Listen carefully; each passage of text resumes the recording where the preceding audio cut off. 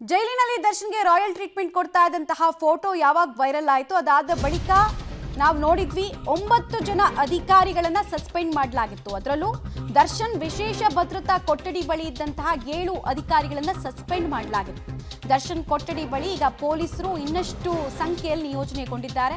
ಗೃಹ ಸಚಿವರ ಸೂಚನೆ ಮೇರೆಗೆ ಮೊದಲಿಗಿಂತ ಹೆಚ್ಚಿನ ಭದ್ರತೆಯನ್ನು ಅಲ್ಲಿ ಕಲ್ಪಿಸಿಕೊಡಲಾಗಿದೆ. ಯಾವುದೇ ಕಾರಣಕ್ಕೂ ಸಿಬ್ಬಂದಿ ಅಧಿಕಾರಿಗಳು ದರ್ಶನ್ ಸೆಲ್ ಕಡೆಗೆ ಹೋಗಬಾರದು, ಅಲ್ಟ್ರಾ ಲಕ್ಸುರಿ ಫೆಸಿಲಿಟಿ ಕೊಡಬಾರದು ಅಂತೆಲ್ಲ ಹೇಳಿ ಕೆಲವೊಂದಷ್ಟು ಸ್ಟ್ರಿಕ್ಟ್ ಮೆಜರ್ಸ್ ಅನ್ನು ತೆಗೆದುಕೊಂಡಿದ್ದಾರೆ.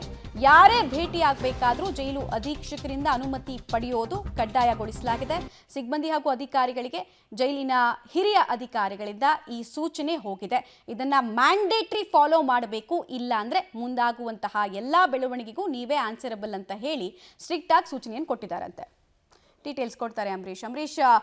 ಈಗ ಮ್ಯಾಂಡೇಟರಿ ಆಗಿ ಎಲ್ಲಾ ರೂಲ್ಸ್ಗಳನ್ನು ಫಾಲೋ ಮಾಡಿ ಅಂತ ಪೊಲೀಸ್ ಅಧಿಕಾರಿಗಳಿಗೆ ಉನ್ನತ ಮಟ್ಟದ ಅಧಿಕಾರಿಗಳು ಹೇಳಬೇಕಾದಂತಹ ಸ್ಥಿತಿ.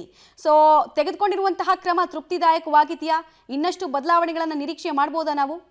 ಮಮತಾ, ಈಗಾಗಲೇ ಜೈಲಿನಲ್ಲಿ ದರ್ಶನ್ ಫೋಟೋ ವೈರಲ್ ಆಗ್ತಿದ್ದಂತೆ ಅಲ್ಲಿದ್ದಂತಹ ಭದ್ರತಾ ಸಿಬ್ಬಂದಿ ಅಂದರೆ ವಿಶೇಷ ಭದ್ರತಾ ಕೊಠಡಿಯಲ್ಲಿದ್ದಂತಹ ಸಿಬ್ಬಂದಿ 7 ಜನನ ನಿನ್ನೆ ಏನು ಸಸ್ಪೆಂಡ್ ಮಾಡಲಾಗಿತ್ತು. ಜೊತೆಗೆ ಏನು ಸೂಪರ್ಡೆಂಟ್ ಆದಂಥ ಶಶಿಮೂರ್ತಿ ಮತ್ತು ಮಲ್ಲಿಕಾರ್ಜುನ ಸ್ವಾಮಿ ಅವರು ಸಹ ಏನು ಕರ್ತವ್ಯದ ಲೋಪದ ಮೇಲೆ ಅವ್ರನ್ನೂ ಸಹ ಸಸ್ಪೆಂಡ್ ಮಾಡಿರುವಂಥದ್ದು. ಅಂದರೆ ಈಗ ಸಸ್ಪೆಂಡ್ ಮಾಡಿದ ನಂತರ ಮತ್ತೆ ಆ ದರ್ಶನ್ ಇರುವಂಥ ಬ್ಯಾರಕ್ ಬಳಿ ವಿಶೇಷ ಭದ್ರತೆಗಾಗಿ ಮತ್ತೆ ಅಷ್ಟು ಹೆಚ್ಚು ಸೆಕ್ಯೂರಿಟಿಯನ್ನು ಕೊಟ್ಟಿದ್ದಾರೆ. ಅದರಲ್ಲೂ ಸಹ ಅಲ್ಲಿ ನಿಯೋಜನೆ ಮಾಡಿರುವಂಥ ಸಿಬ್ಬಂದಿಗಳಿಗೆ ನೇರವಾಗಿ ಖಡಕ್ ಸೂಚನೆಯನ್ನು ಕೊಟ್ಟಿದ್ದಾರೆ.